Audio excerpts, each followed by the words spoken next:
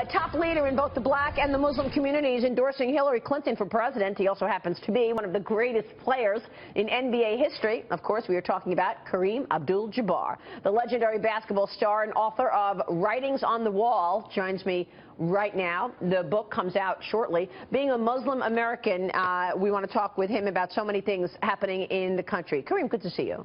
Nice to be here. Thank you so much for joining us. So, well, look, you got the NBA playoffs, got lots to talk about with you, but first, Hillary Clinton. What was it that attracted you so much to the secretary, and why are you endorsing her? Well, I like the fact that she's emphasizing the fact that the middle class needs to be paid attention to and given an opportunity to succeed. That's a very important issue, and I think that you know, for all Americans, if the middle class isn't doing well, we all aren't going to do well. So that is one thing. And then just the fact that she wants to keep us all safe. She wants everybody to realize that you know, we really have to go the extra steps to be safe, and she's willing to take those extra steps. Fascinating how tight this race has been between Hillary and Bernie Sanders. Yeah. What's your take on Bernie Sanders right now? Well, I have admired Mr. Sanders often. I just don't think that he has the connections and the well, just the vision that we need to make it. Sometimes he's very idealistic at times, and that kind of gets to me. Yeah, and so ideologies on both sides, right? I mean, that's for sure. And he certainly is the ideologue on the left. Look, you converted to Islam at 24 years old, Kareem. Yes. Why did you make that decision? In your heart, what was leading you to decide that you wanted to go toward the Muslim faith and convert?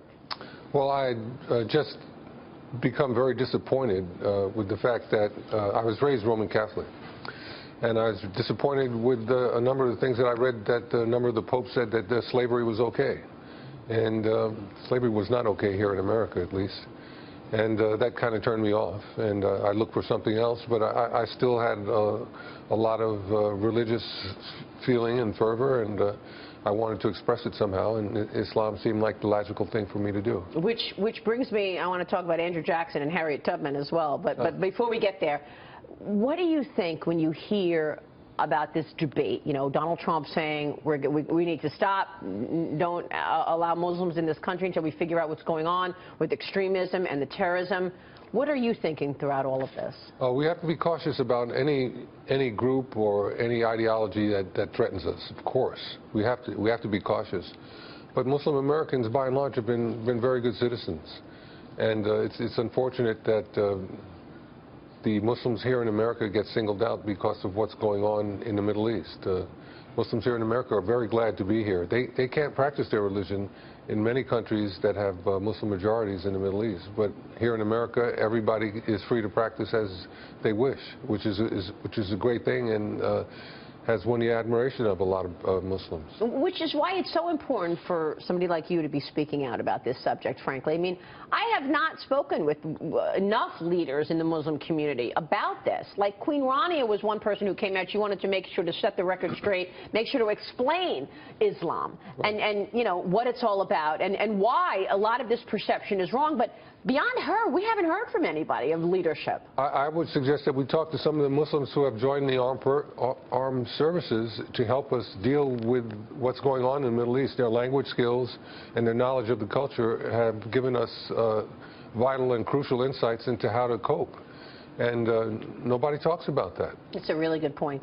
So what do you think about the refugee crisis, and when you see, you know, ISIS, they got their hands on a passport-making machine, you know, they're trying to infiltrate the refugees, that's what's scaring people?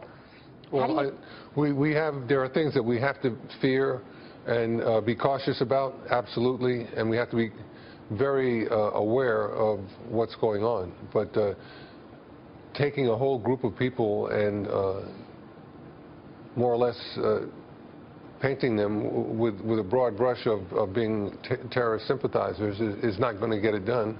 And it's only going to play into the hands of our enemies. Nobody wants that. All right, Harriet Tubman replacing Andrew Jackson on the $20 bill. How do you feel about that change? I think it's great. Andrew Jackson was not a nice man to people of color. You know, he drove Native Americans out of their homes in the southeast United States, and he was a slave trader.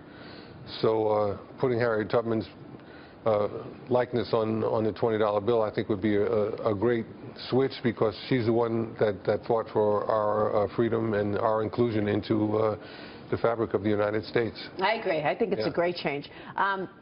You know, the truth is when they first said Hamilton was coming off, I was disappointed. I said, why are we changing Hamilton? But Andrew Jackson, I was like, okay. Yeah, Andrew Jackson, we can do without him. But Hamilton is one of my favorite, probably the favorite of the Founding Fathers. He did so many wonderful things that we still rely on as in our country. I think it's great to keep him, and I'm glad that the play that's on Broadway is explaining his life to people and getting them to understand what that's all about. Yeah, the play was outstanding, by the way. All right.